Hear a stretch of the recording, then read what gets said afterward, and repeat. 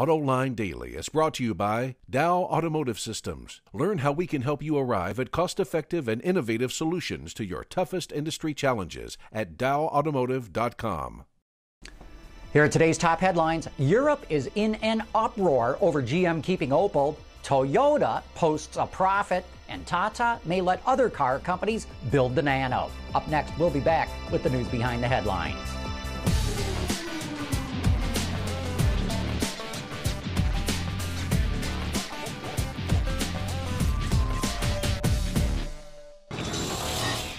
This is Autoline Daily for Friday, November 6, 2009, and now the news.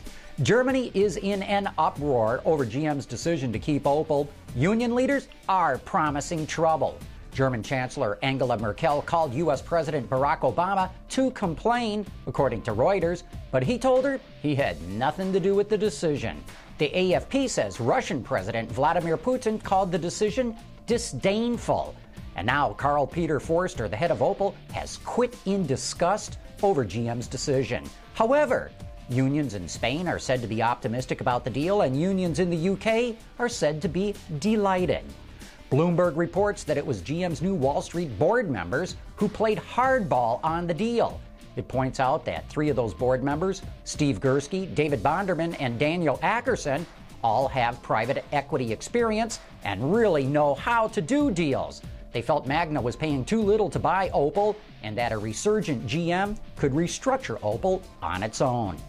Yesterday, Toyota posted a surprise profit for the quarter. According to the AP, the company made over $240 million. Because of the gain, Toyota cut its predicted losses for the year in half, from $5 billion down to $2.2 billion.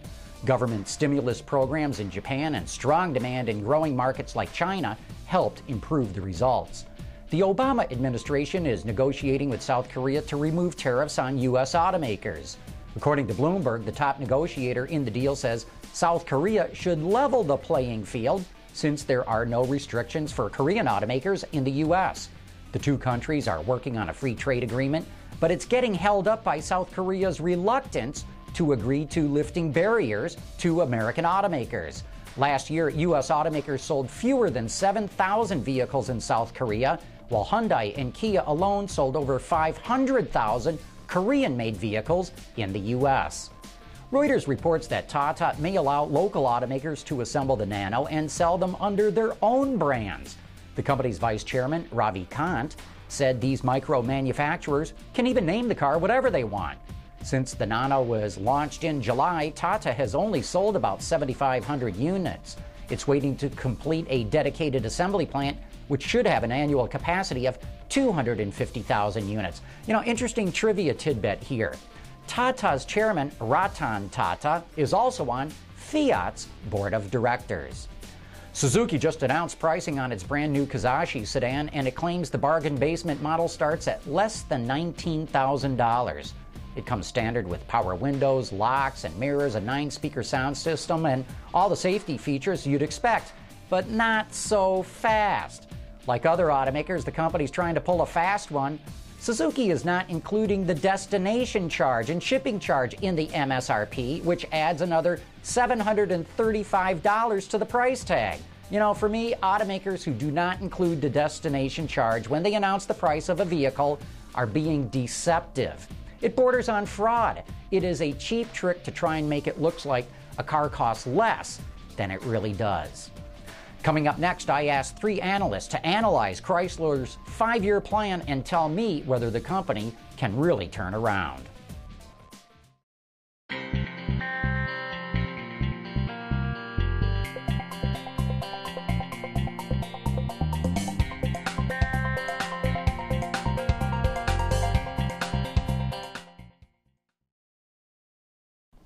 On this week's Autoline Detroit, I sit down with 3 analysts: Aaron Bragman of IHS Global Insight, Eric Merkel of Autoeconomy, and Michael Robinett of CSM Worldwide to talk about Chrysler's 5-year plan. In the following clip, they call into question Chrysler's projections of the kind of market share it expects to get. Now, you all were nodding when he was saying that they're not going to hit their market share numbers. Why not? That's a huge number. They're looking at 13% by 2014. That means that's market share that's going to have to be taken away from someone else.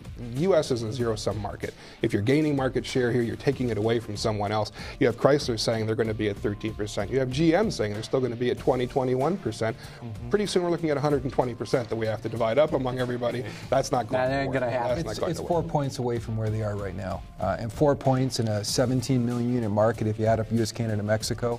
Now you're looking at 170,000 units per point. That's a lot of volume. Essentially 4 points, that's about 3 full assembly plants. That's a lot of volume. So if they're not going to hit their market share numbers, how are they going to meet their financial numbers? That's an excellent question. Now, you're very perceptive. Yeah. That's why I run the show. okay. You can find that entire interview later today on our website at AutolineDetroit.tv. If you really want to learn a lot about Chrysler's 5-year plan, there is a lot of information in that show. Okay, it is the end of the week, and that means it's time to announce the winner of our trivia contest. We asked you to tell us what Saab stands for. As most of you correctly responded, it's Swedish Aircraft AB or Svenska Aeroplan AB. And today's lucky winner is Ron Opel of Owensboro, Kentucky. Congratulations, Ron. You just won a Honda baseball hat. And that is it for today's top news in the global automotive industry. Thanks for watching. We'll see you next week.